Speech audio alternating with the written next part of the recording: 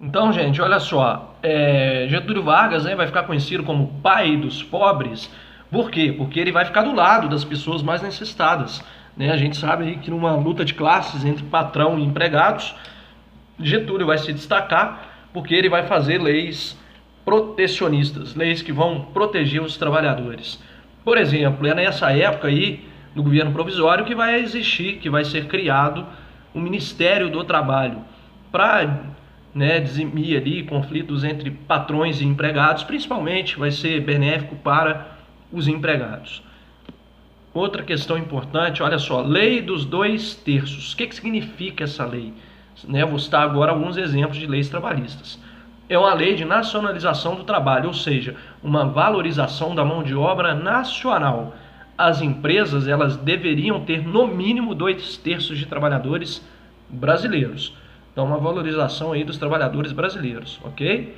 Lembrar que nesse período tinha muitas empresas estrangeiras, então eles passariam a ter agora a obrigatoriedade de pelo menos 2/3 no mínimo dos trabalhadores serem brasileiros. O objetivo da lei: diminuir a presença de imigrantes europeus nas fábricas, tá? Também porque, olha só, na maioria das vezes os imigrantes que vinham lá da Europa, eles traziam com eles ideias revolucionárias, como comunismo, anarquismo, né? Uma mentalidade que Getúlio Vargas repudiava. Ele não concordava com esses. Tanto é que os sindicatos estavam atrelados ao governo dele. Então era um temor que ele tinha também, né? Ou seja, uma jogada dupla.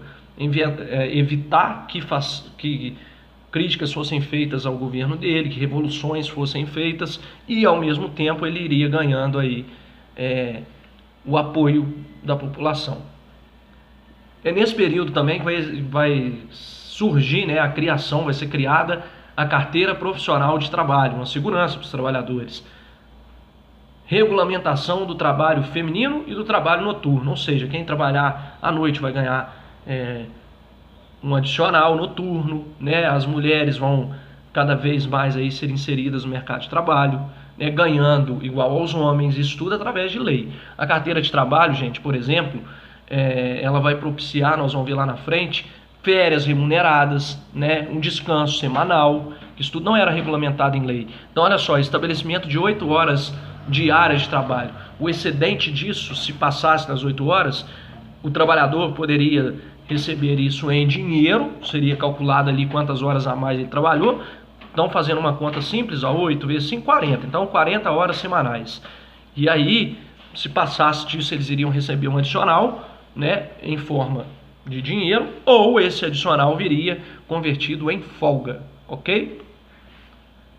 Tá aí, ó, descanso semanal remunerado e as férias, conforme eu disse, grandes conquistas dos trabalhadores.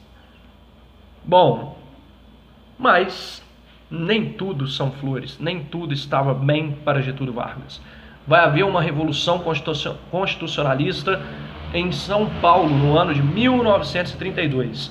Então, no dia 9 de julho de 1932, vai eclodir em São Paulo essa revolução constitucionalista. Quais fatores levaram, então, esses questionamentos, essa revolução? A instabilidade política em São Paulo, uma vez que nos 2 primeiros anos dos governos de Vargas, São Paulo teve 4 interventores diferentes. E olha as características desses interventores. Ó, nenhum deles era paulista e nenhum deles era civil. Tá? Ou seja, todos de outros estados, advindo de outros estados, e todos eles, os 4, eram militares. Ou seja, eles rezavam a cartilha de Vargas. O resultado disso, um descontentamento dos paulistas. Perfeito? Quais eram as principais reivindicações paulistas? Era um interventor que fosse civil e paulista.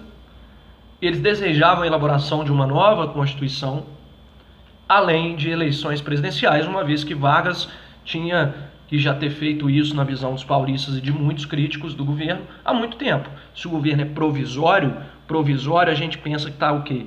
Provisoriamente ali, que vai ser resolvido esse problema. Perfeito? Olha só, as principais características desse movimento paulista. O mais importante deles. No dia 23 de maio de 1932, um grupo de estudantes fazia uma manifestação pacífica, diga-se de passagem, contra o governo Vargas no centro de São Paulo, na região da Praça da República. Então os estudantes se reuniram, né, contrários a essas algumas atitudes aí vistas por eles como ditatoriais, autoritárias, absolutistas, e eles estavam questionando isso. Se reuniram ali de forma pacífica. Aí olha só o que aconteceu. Os estudantes eles foram duramente reprimidos pelas forças do governo federal, pelo exército, e o resultado, gente, foi a repressão. 4 estudantes foram assassinados. Está aqui, ó, a sigla do movimento. Ficou conhecido então como movimento MMDC. Esse MMDC é uma referência direta aos estudantes que foram mortos.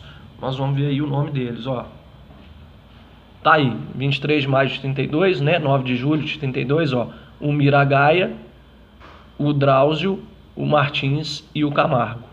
Esses 4 estudantes aí que foram mortos de forma violenta, né? Tá aí, ó. M de Miragaia, M de Martins, D de Drauzio e C de Camargo. Uma referência direta a esses estudantes. Aí olha só, para os paulistas poderem combater o Exército Nacional, foi lançada uma campanha, Ouro para o Bem de São Paulo. Qual que era o objetivo dessa campanha? Angariar fundos para a guerra contra essa ditadura varguista. Aí as pessoas, elas doavam ouro, doavam colar, brincos, tá tudo banhado a ouro. Tá aí uma imagem, ó, a imagem do cartaz à época, ó. Para o bem de São Paulo, cartaz do ouro para São Paulo. Tá aí, ó.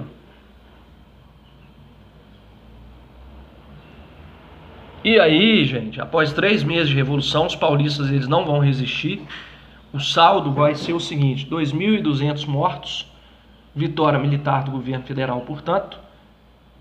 Só que os paulistas, apesar deles terem perdido, eles vão ter algumas conquistas aí. Eles vão conseguir algo positivo através dessa revolução. Como, por exemplo, uma nomeação de um interventor civil e paulista. Ok? Até o nosso próximo vídeo, nós vamos dar sequência aí a essa era Vargas, que vai ser dividida em 3 etapas. Qualquer dúvida, eu estou à disposição aí para esclarecer as dúvidas de vocês. Um abraço e até o nosso próximo vídeo.